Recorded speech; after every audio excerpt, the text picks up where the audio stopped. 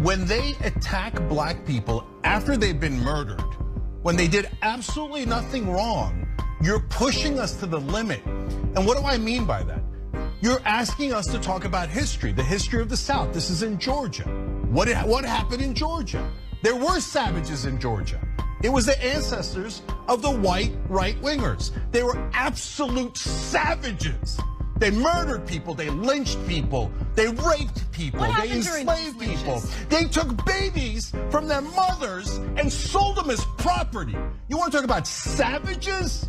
Your ancestors were the biggest savages the world has ever seen. And so don't you dare call a black man a savage after you murdered him. Don't you dare do that. I'm so sick of African Americans being called violent when the world's worst violence was done to them, not by them, to them, not by them.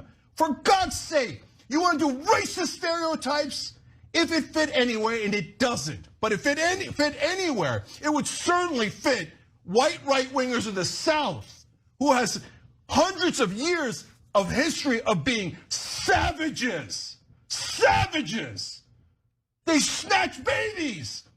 And they sold them as property and they raped their mothers. Savages. That's what they were.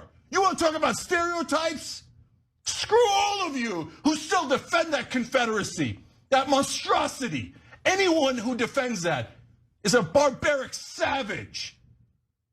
That's why they don't want to teach American history in public schools. That's why there's been a strong orchestrated effort to prevent the teaching of anything that you just mentioned right now.